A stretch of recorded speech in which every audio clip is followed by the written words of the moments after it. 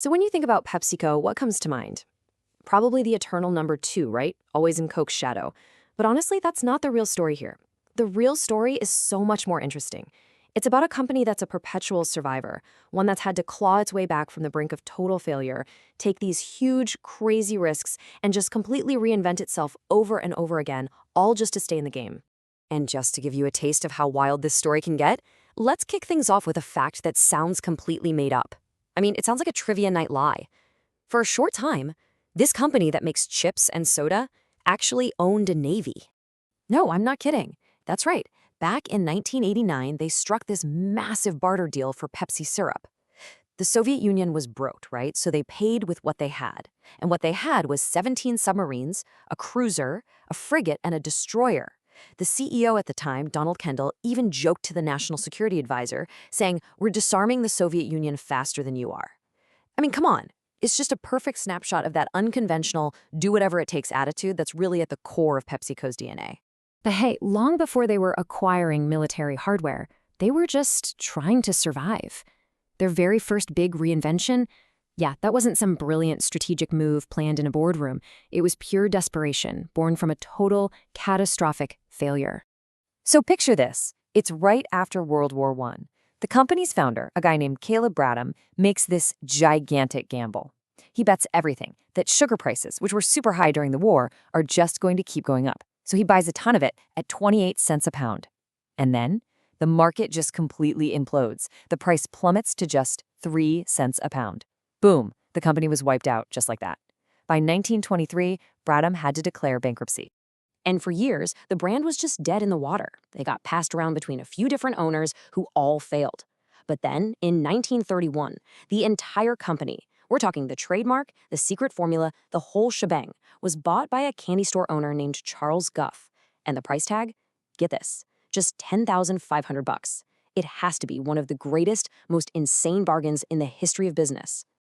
So Guff's comeback plan was brutally simple, but also pretty genius, especially since it was the middle of the Great Depression.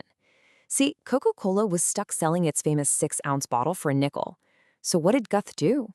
He just doubled the size. He started selling a 12-ounce bottle for the exact same price. The jingle, twice as much for a nickel, wasn't just some catchy tune. It was a lifeline. It's what pulled the entire brand back from the dead. Okay, so Pepsi is back from the grave. And now? Now it's ready for a fight. This is really the start of its next big identity, the scrappy underdog, the challenger brand that looked at the biggest company in the world and decided, yeah, we're going to take them on, head to head. Let your taste decide. You know, this simple phrase kicked off a full-blown marketing revolution back in 1975, the Pepsi Challenge. It was such a simple but honestly an incredibly bold idea. See, Pepsi knew it could never win a fight over brand loyalty or history. Coke was just this unbeatable icon. So they didn't play by Coke's rules. They changed the entire game. They made the fight about one thing and one thing only, how the stuff actually tastes. And look, this was no gimmick. This was a direct assault. The challenge was so ridiculously successful. By 1982, it was covering 75% of the US market, that it shook Coca-Cola to its very core. It actually pushed them into making one of the biggest marketing blunders of all time. You remember, New Coke in 1985? The public hated it. The backlash was so bad, they had to bring back Coke Classic after only 79 days. The underdog had officially gotten inside the champion's head. But here's the crazy part. While everyone was watching the Cola Wars, getting all the headlines, PepsiCo's most important, most defining move was happening quietly, almost in the shadows. It was a massive pivot away from the very thing that gave the company its name, soda. It all went down in 1965. CEO Donald Kendall, yep, the same guy who'd later get that Navy, pulled off the merger of Pepsi-Cola and Frito-Lay. And this was an absolute masterstroke. It created a diversified giant literally overnight. Just think about it from a store's point of view. All of a sudden, one salesperson walks in and can offer you the best-selling salty snack and a top-tier cola. The power, the leverage, it was just immense. But the real secret weapon they got in that deal was Frito-Lay's legendary delivery system. It's called Direct Store Delivery, or DSD. And this right here, This is the company's real competitive advantage. It's moat. We're talking about what's basically a private army of people and trucks. They don't go to big warehouses. They go straight to the stores, over 200,000 of them, and stock the shelves themselves. They control exactly where the chips go. They manage all the inventory. It's a logistics fortress that is basically impossible for anyone else to copy. And this chart right here? Well, this shows you what that moat actually looks like. Frito-Lay doesn't just lead the U.S. salty snack market, it completely owns it. We're talking over 60% market share. I mean, to put that into perspective for you, that kind of dominance in any consumer category is it's almost unheard of. So the snack business isn't just a part of the company, it's the financial engine that powers the entire PepsiCo machine. All right, so that brings us to the next big reinvention. As the world started to, get a little nervous about sugar and junk food, a new CEO named Indra Nooyi came in. And she could see the writing on the wall. So she started this massive, proactive pivot. She started steering the entire corporate battleship towards health and sustainability, way before it became the trendy thing for companies to do. Her whole strategy was called Performance with Purpose, and it was really smart. She basically organized every single product they sold into 3 simple buckets.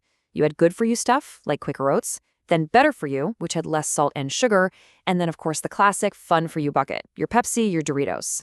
And just so we're clear, this wasn't some fluffy PR stunt. This drove real business decisions, from R&D all the way to huge acquisitions. And you know what? It worked. Revenue shot up from $35 billion to over $63 billion during her time as CEO. And hey, the results really speak for themselves. This long-term bet on making their products healthier, it totally paid off. In fact, by 2024, the company had already blown past its big nutrition targets for 2025. They hit their goals for cutting sodium and sugar a whole year ahead of schedule.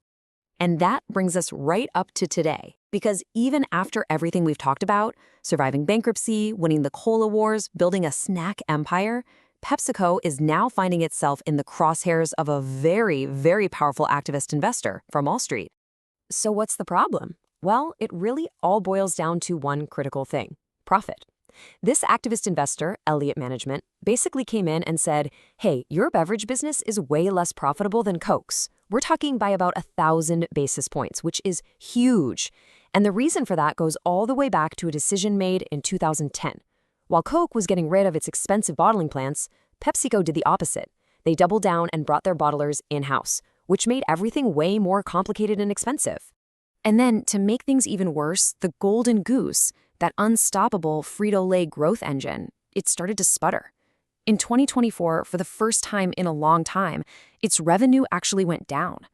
For investors, seeing a crack in the foundation of the snack empire, that was the ultimate flashing red light. The pressure for the company to do something big became absolutely immense. So management is hit back with a bold new plan for 2026.